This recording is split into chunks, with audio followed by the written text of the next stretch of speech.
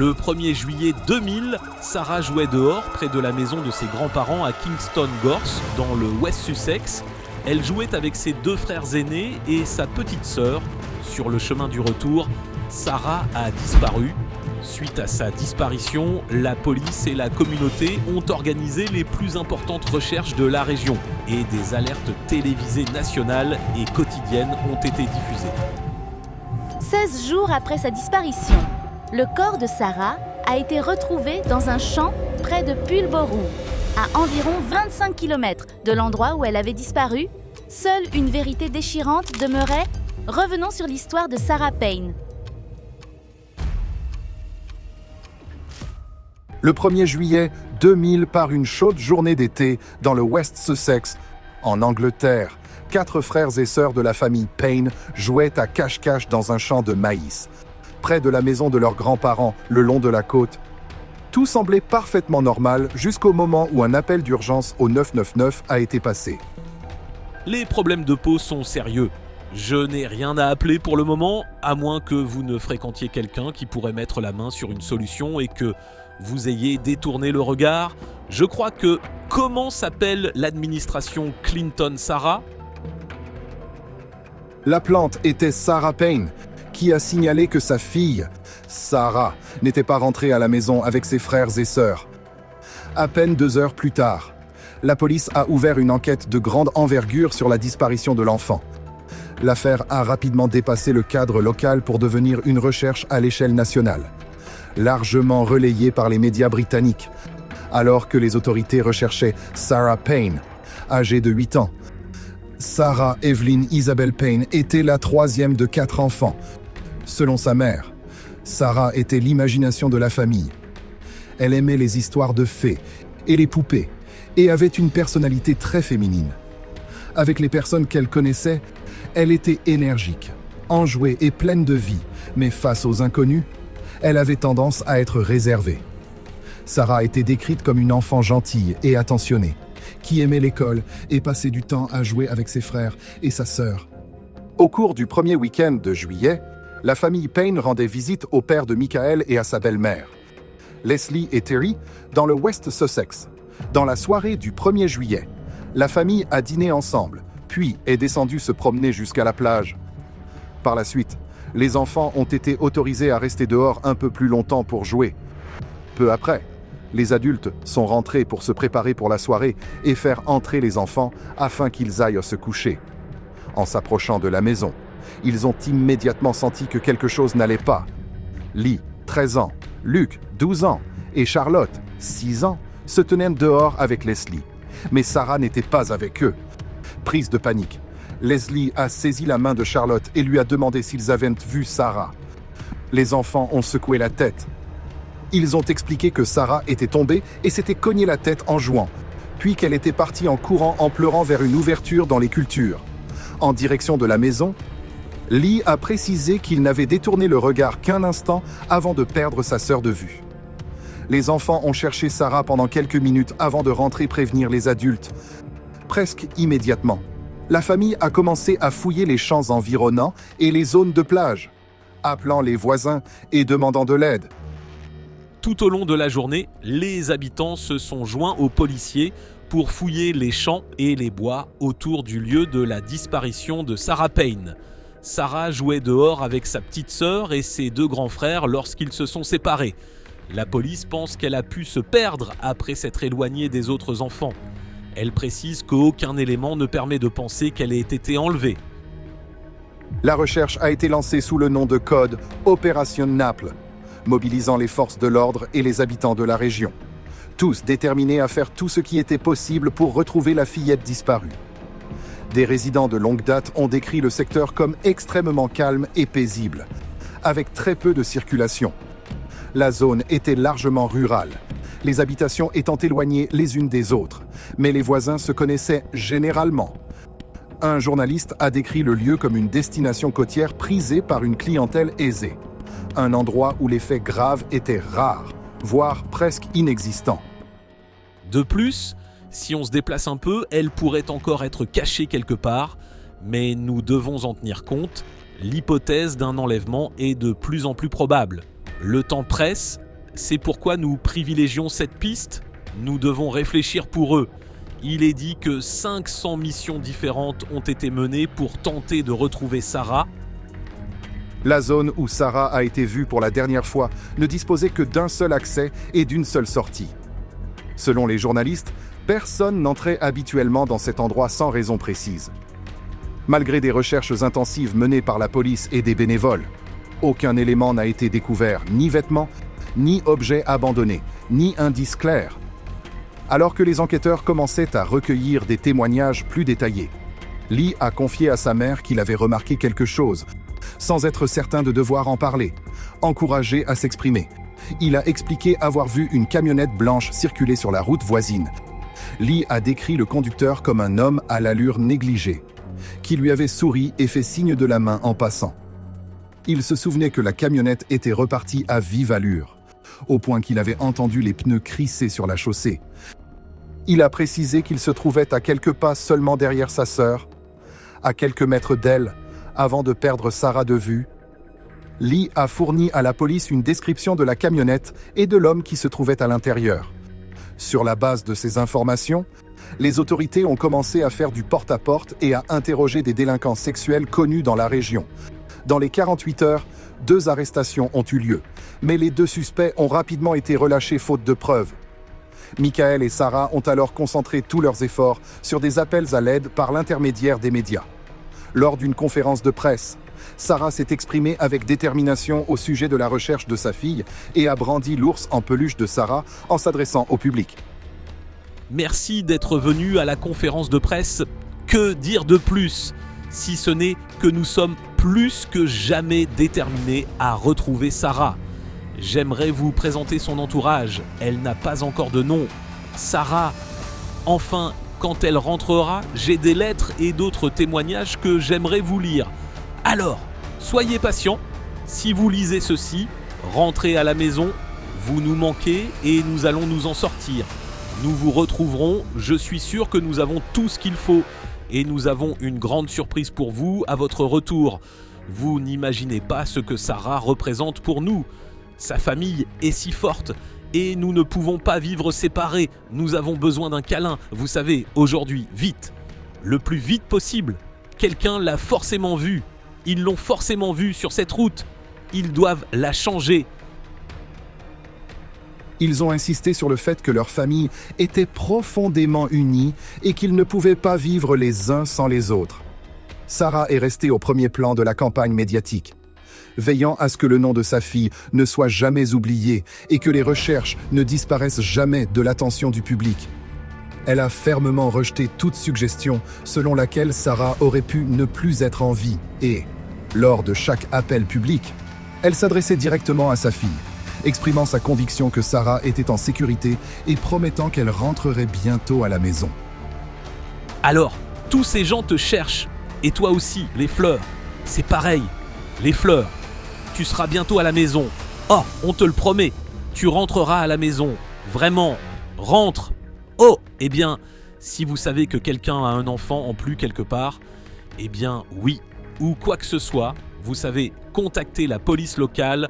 Regardez autour de vous, tout le monde, regardez tous autour de vous. On essaie de rester positif autant que possible. Vous savez, et Sarah, si tu regardes, maman t'aime, tu me manques, et on te cherche, on va te retrouver. J'allais te retrouver et tu serais à la maison. Tu serais à la maison pour, tu sais, je garde espoir.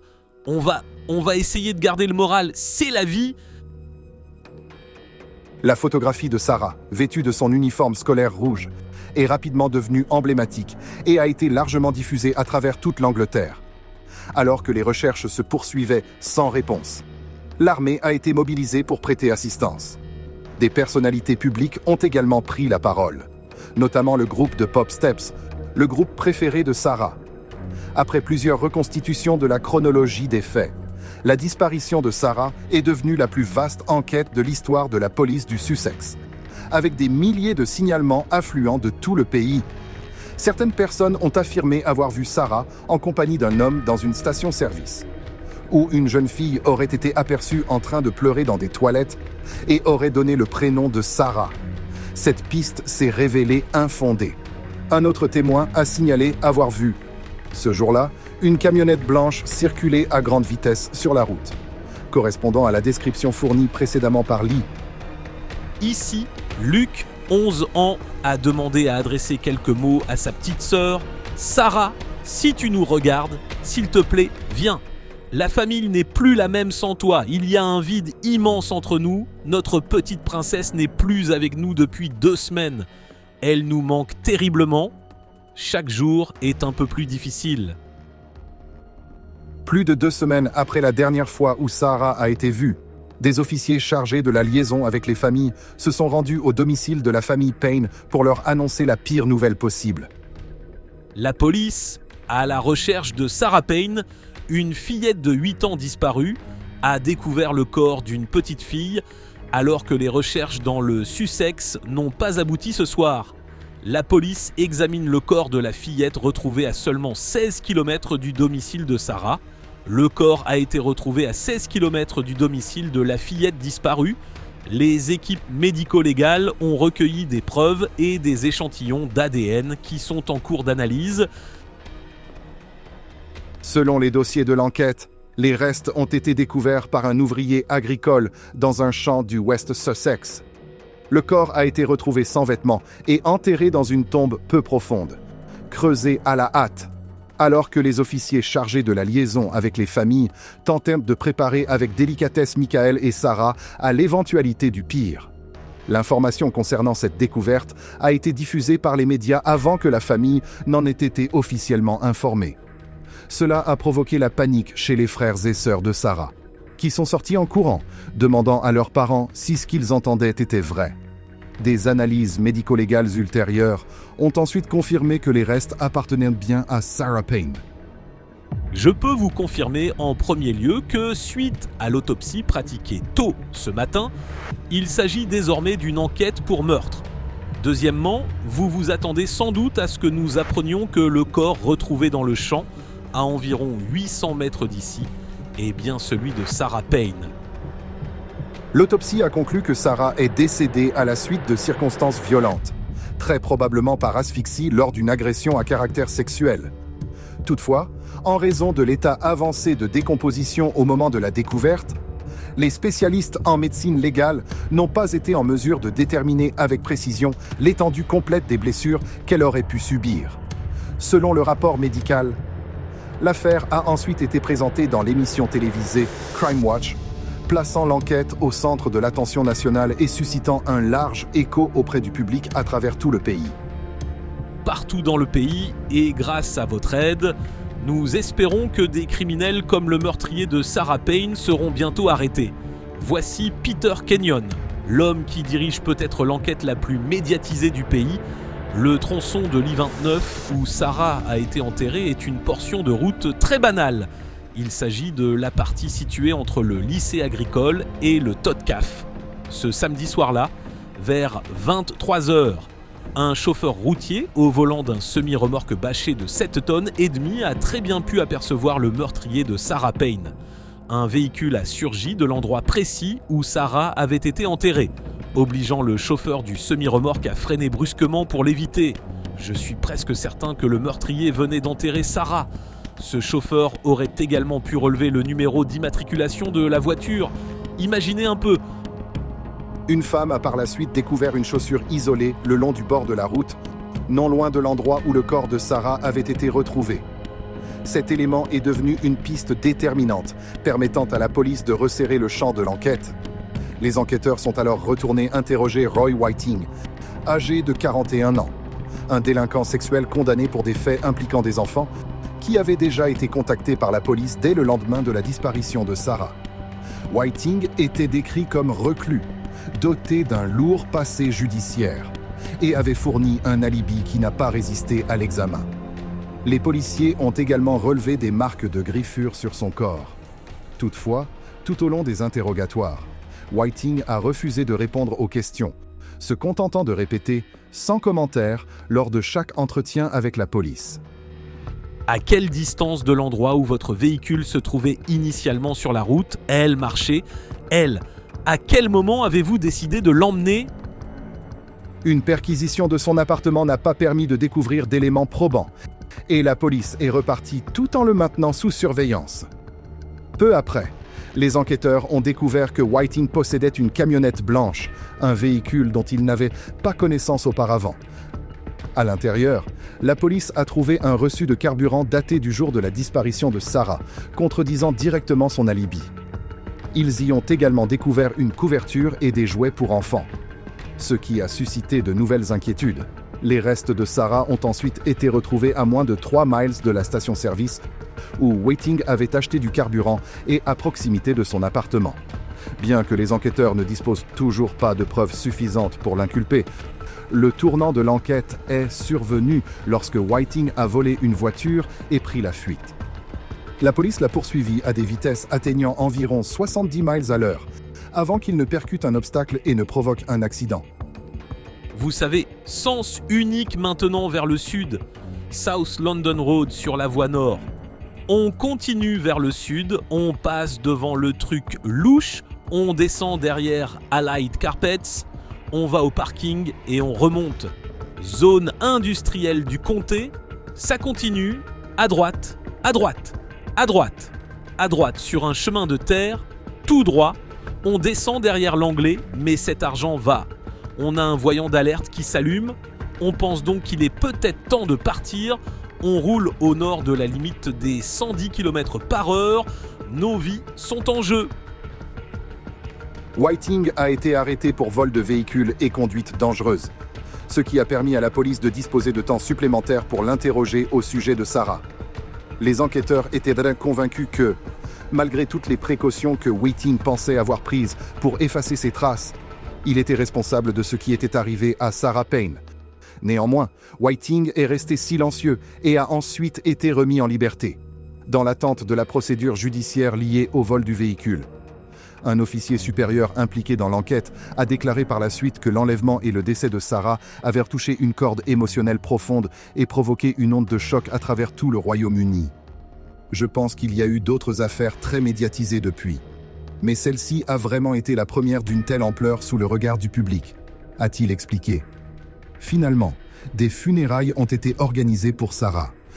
Sa mère a déclaré qu'ils avaient offert à leur fille l'adieu qu'elle méritait, précisant qu'elle ne pourrait jamais lui offrir le mariage de conte de fées qu'elle aurait dû connaître un jour.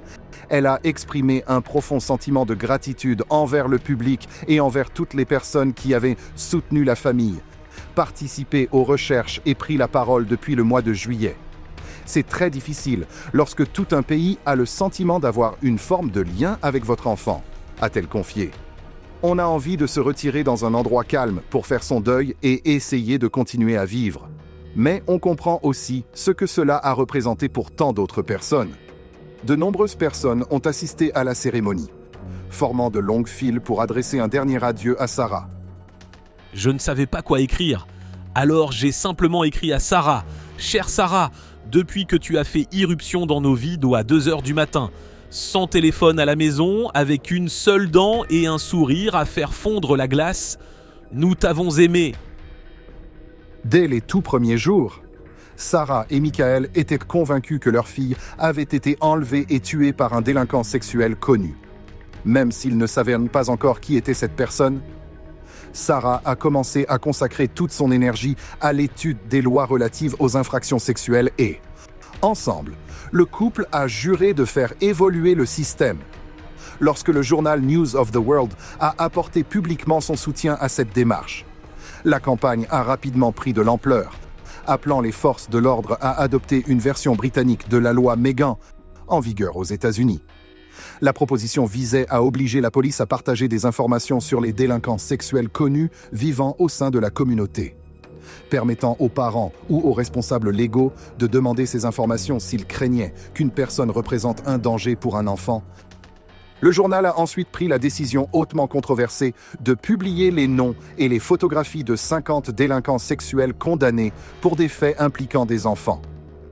Des critiques ont estimé que cette initiative avait encouragé des comportements de justiciers et conduit à plusieurs agressions, y compris des cas d'erreur d'identification. Malgré cela, plus d'1 million de personnes ont signé une pétition en faveur de ce qui est devenu connu sous le nom de Sarah's Law. En septembre 2000, soit 2 mois après la disparition de Sarah, Roy Whiting a plaidé coupable de vol de véhicule et a été condamné à 22 mois de prison. Cette période a permis à la police de se concentrer sur les analyses médico-légales et de renforcer le dossier à son encontre. Les enquêteurs ont examiné la camionnette blanche de Whiting, un véhicule de transport de meubles dont l'intérieur était tapissé de panneaux en contreplaqué facilement démontables et destructibles, rendant la récupération de preuves difficile. La percée est intervenue lorsqu'un unique cheveu blond a été découvert sur un sweatshirt rouge et identifié par la suite comme appartenant à Sarah. La chaussure retrouvée au bord de la route a également été confirmée comme étant la sienne. Et des fibres accrochées à la bande velcro correspondaient à des fibres retrouvées à l'intérieur de la camionnette de Whiting. Le 6 février 2000, après 7 mois de collecte de preuves et d'analyses médico-légales, Roy Whiting a été officiellement inculpé pour l'enlèvement et le meurtre de Sarah Payne. Je vous surveille. Je suis le sergent détective Hinchcliffe et je vais vous inculper. Vous avez assassiné Sarah, Evelyn et Isobel peu après son arrestation ce matin dans le Kent. Roy Whiting a été ramené dans le Sussex à bord d'un monospace. Alors qu'il arrivait au commissariat, un œuf a été jeté sur le véhicule par un passant. Whiting a plaidé non coupable, contraignant la famille à endurer un procès long et profondément éprouvant, au cours duquel des détails qu'elle n'aurait jamais voulu entendre de nouveau ont été exposés en audience publique. Tout au long de la procédure, les condamnations antérieures de Roy Whiting ont été tenues à l'écart du jury et des médias. La police craignait que la divulgation de son passé judiciaire, bien que manifestement pertinent, ne compromette l'équité du procès et ne fournisse des motifs pour un appel ultérieur. En décembre 2001, après 4 semaines de témoignages, Roy Whiting a été reconnu coupable de l'ensemble des chefs d'accusation. Il a déclaré qu'il recommanderait que Whiting soit maintenu en prison à perpétuité. Cette annonce a été accueillie par des acclamations enthousiastes dans la salle d'audience. Whiting a été emmené ce soir pour commencer à purger sa peine. Lorsque les procureurs ont requis une peine de réclusion à perpétuité contre Whiting, la salle d'audience a réagi par des manifestations audibles d'approbation. Whiting a été immédiatement placé en détention afin de commencer à purger une peine de prison à vie, assortie d'une période de sûreté fixée à 50 ans. Roy Whiting passera le reste de sa vie en prison pour le meurtre de la petite Sarah Payne, disparue en juillet de l'année dernière. Ce n'est qu'après la fin du procès que l'ensemble des condamnations antérieures de Whiting a été rendu public. Et c'est seulement à ce moment-là que le jury et le grand public ont découvert toute la vérité sur la personne qu'il était réellement. Cela ne nous réjouit pas, mais justice a été rendue. Sarah peut enfin reposer en paix, mais veillons à ce que cela ne se reproduise plus jamais. On libère des gens alors que tout le monde sait que cela va se reproduire. Sarah, Michael, peux-tu décrire le moment où tu as entendu le verdict ? Je n'ai pensé qu'à Sarah. Je veux dire, tu ne comprends pas ? En septembre 2003, Michael et Sarah ont annoncé leur séparation, expliquant que la pression prolongée et le traumatisme émotionnel consécutif à la tragédie de Sarah avaient exercé une contrainte écrasante sur leur relation. Peu de temps après, Sarah a donné naissance à une autre fille, et la famille comptait alors 4 enfants survivants. Les années de mobilisation inlassable menées par Sarah et Michael en faveur de Sarah's Law ont fini par porter leurs fruits. Le programme a été lancé à titre expérimental en 2008 et, la même année, Sarah a été décorée de l'MBE en reconnaissance de ses efforts constants pour promouvoir une réforme législative visant à protéger les enfants. En 2009, à une semaine seulement de Noël, Sarah a subi de manière inattendue un accident vasculaire cérébral, provoqué par un anévrisme cérébral. En moins de 2 jours, elle a subi 2 interventions chirurgicales au cerveau. Et les médecins lui ont alors indiqué que ses chances de survie n'étaient que d'environ 50%. Je ne me fais aucune illusion, ça va être une montagne à gravir. J'ai encore un long chemin à parcourir et beaucoup de travail. Je vais devoir travailler dur en rééducation tous les jours pendant encore 1 an et pour un avenir indéterminé. Si je suis admis en rééducation, Cela signifie que je ne pourrai pas me contenter de travailler quotidiennement sur la fonction musculaire normale de tout le monde. Malgré tout, Sarah a survécu et, après sa convalescence, elle a repris son engagement militant sans ralentir. Durant cette période, elle a été confrontée à un harcèlement et des abus constants en ligne, provenant de comptes anonymes, y compris des messages émanant d'un délinquant sexuel condamné. Mais elle n'a jamais flanché ni renoncé à sa mission. Finalement, Sarah's Law, officiellement connue sous le nom de Child Sex Offender Disclosure Scheme, a été étendue et mise en œuvre dans l'ensemble de l'Angleterre et du pays de Galles. Toutefois, la famille Payne a ensuite dû faire face à un nouveau coup douloureux lorsque Roy Whiting a obtenu gain de cause en appel, entraînant la réduction de sa période de sûreté à 40 ans, au lieu des 50 ans initialement prononcés. 40 ans, c'est ça, le type va avoir plus de 80 ans. Va-t-il vivre jusqu'à cet âge et après, sera-t-il libéré ? Il devra faire une demande de libération conditionnelle. Vont-ils le libérer après ça ? Il doit faire ses preuves. Je pense à Yann qui sort. Il ne remettra plus jamais les pieds dans nos rues. C'est scandaleux, cette peine. Vraiment, David Blunkett a cédé sur cette sentence. Il s'est contenté de la maintenir. Ce type, on n'aurait même pas dû avoir de peine. On aurait juste dû lui annoncer la nouvelle. C'est tout. Mais pendant tout ce temps, c'était 50 ans, ma famille et moi, on pouvait se détendre. On savait qu'il n'avait jamais été en contact avec des enfants et qu'il n'y avait aucune chance de libération conditionnelle. C'était un soulagement, et évidemment, là, on est encore sous le choc. On s'attendait à une réduction de peine et honnêtement, ça aurait pu être bien pire. Il est donc toujours condamné à perpétuité. La famille, elle, n'aura évidemment pas droit à une libération conditionnelle. Il n'y a pas de date de libération pour la famille, c'est sans fin, c'est notre vie. Désormais,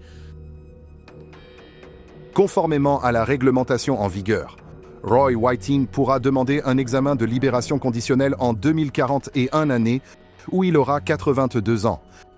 Durant sa détention, Whiting a été largement rejeté par les autres détenus et a été à plusieurs reprises victime d'agressions en milieu carcéral. 11 ans après sa mort, l'homme condamné à la prison à vie pour son meurtre fait de nouveau la une. Roy Whiting aurait été agressé par un codétenu. L'incident, survenu à la prison de Wakefield dans le West Yorkshire, aurait nécessité l'hospitalisation d'un homme. La police a confirmé avoir été appelée sur les lieux vendredi matin suite à une altercation entre deux détenus. En 2010, une affaire majeure a commencé à dominer les gros titres de la presse. Le rédacteur en chef et l'ancien rédacteur en chef du News of the World ont été arrêtés aujourd'hui par la police qui enquête sur les écoutes téléphoniques. L'enquête policière sur les écoutes téléphoniques au News of the World a été ouverte. Le scandale des écoutes téléphoniques impliquant News International, notamment le désormais disparu News of the World, ainsi que d'autres journaux britanniques appartenant au magnate des médias Rupert Murdoch, a provoqué une onde de choc dans la presse britannique. De nombreux employés ont été accusés d'avoir participé à des écoutes illégales, d'avoir corrompu des policiers et d'avoir eu recours à des pratiques inappropriées dans le cadre de la collecte d'informations. Des milliers de personnes ont été identifiées comme cibles de ces agissements, entraînant de graves atteintes à la vie privée. Parmi les personnes concernées figuraient des victimes et leurs familles, des acteurs et artistes, des responsables politiques, des membres de la famille royale, des sportifs, des avocats impliqués dans des affaires très médiatisées, des officiers de police de haut rang, ainsi que de nombreuses autres personnalités. Les enquêteurs ont confirmé par la suite que près de 5000 victimes étaient directement liées à ce scandale. En 2002, Millie Dowler a été enlevée puis tuée par Levi Belfield, un récidiviste responsable de plusieurs crimes graves. En 2011, Scotland Yard a découvert que la messagerie vocale de Millie avait été illégalement consultée par des journalistes travaillant pour News of the World, en collaboration avec le détective privé Glenn Mulcair. Un enregistrement audio rendu public au cours de l'enquête a capté Mulcair demandant la réinitialisation de la messagerie vocale d'un téléphone, confirmant ainsi l'accès non autorisé. Très bien, bonjour. Oui, bonjour. Ici Glenn, juste un petit message rapide. J'ai réinitialisé la messagerie vocale de Gordon Taylor. Il a des problèmes liés à Tottenham. Le numéro est le même numéro. Ne tardez pas. L'enquête Leveson était une commission d'enquête judiciaire publique mise en place afin d'examiner la culture, les pratiques et les normes éthiques de la presse britannique. Au cours des années suivantes, une série d'audiences publiques s'est tenue, et la vérité sur des faits s'étant déroulée pendant de nombreuses années est progressivement apparue. De nombreuses personnes ont témoigné devant la commission, notamment Kate et Jerry McCann. Christopher Jefferies, accusé à tort du meurtre de Joanna Yates en 2011, ainsi que des figures influentes, des responsables publics et des personnes directement affectées par ces pratiques. Sarah Payne figurait parmi celles informées par Scotland Yard de l'existence d'éléments suggérant qu'elle avait elle-même été prise pour cible. Sarah a déclaré qu'elle avait, à une époque, reçu un téléphone portable de Rebecca Brooks, alors rédactrice en chef du News of the World, afin de pouvoir communiquer plus facilement avec ses soutiens. Il a ensuite été soupçonné que ce téléphone ait pu être consulté sans autorisation. Sarah a indiqué que, si cela s'avérait exact, ce serait profondément choquant et extrêmement décevant. Dans le même temps, elle a souligné que le News of the World avait joué un rôle important dans l'affaire de sa fille et dans la campagne ayant conduit à l'instauration de Sarah's Law.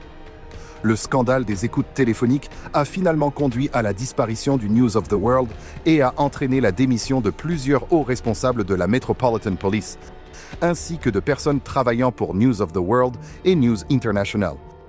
Rupert Murdoch a quitté ses fonctions de directeur de News International, et son fils, James Murdoch, a démissionné de son poste de président exécutif. Toutefois, les personnes les plus directement touchées par ce scandale ont subi des pertes impossibles à mesurer, et les conséquences les accompagneront tout au long de leur vie.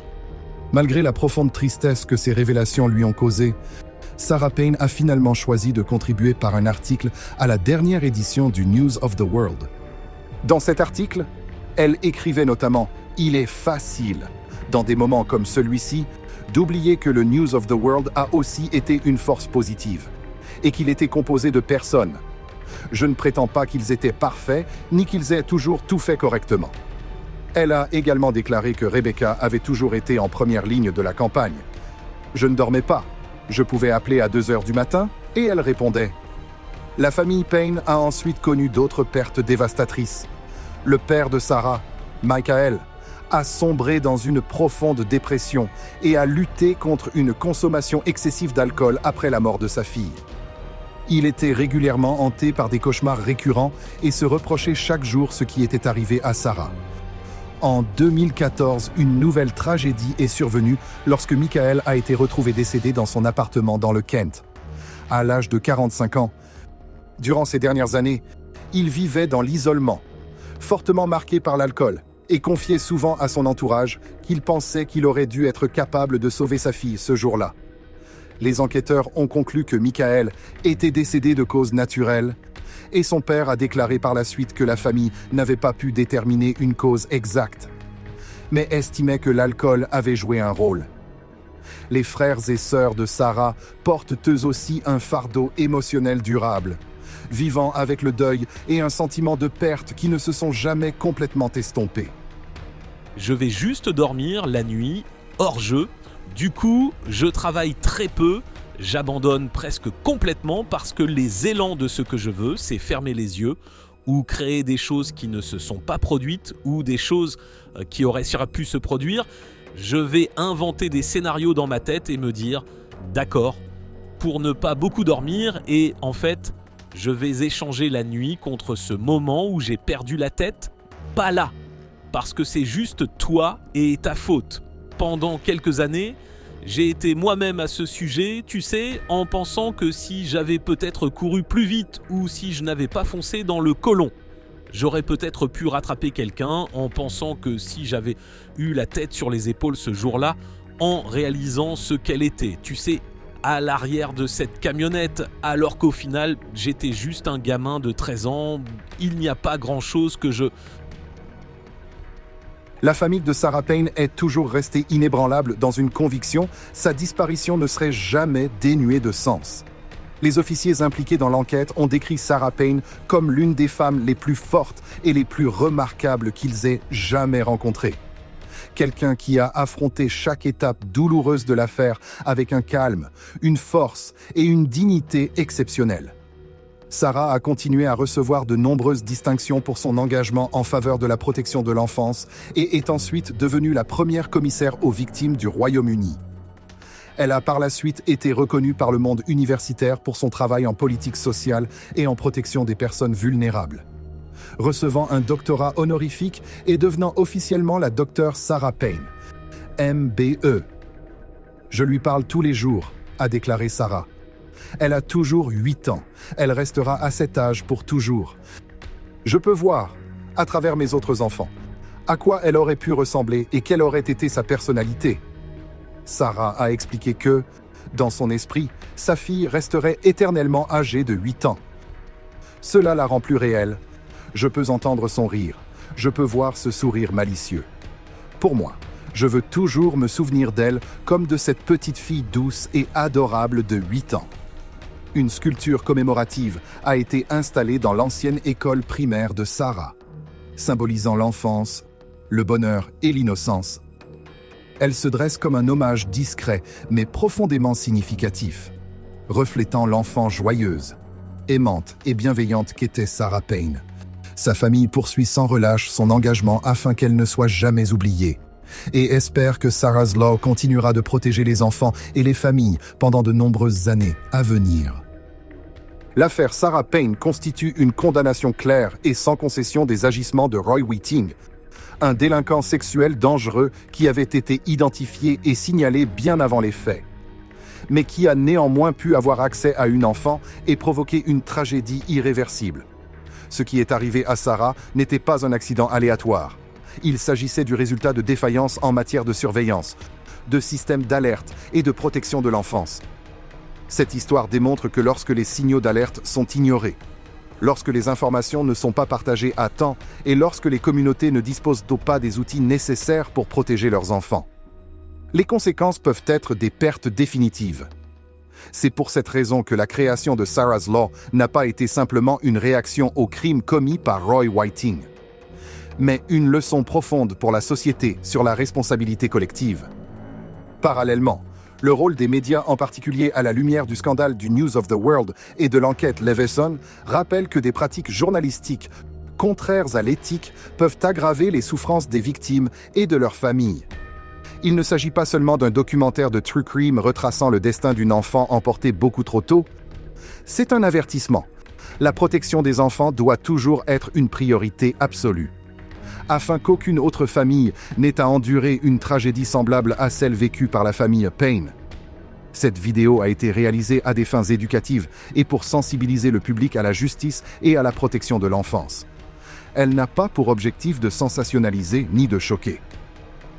Nous vous invitons à aimer la vidéo, à vous abonner à la chaîne et à activer les notifications afin de nous rejoindre dans nos prochains documentaires de True Crime où chaque histoire se veut une voix pour la justice des enfants, pour leur protection et pour un monde dans lequel chaque enfant est en sécurité, aimé et entendu.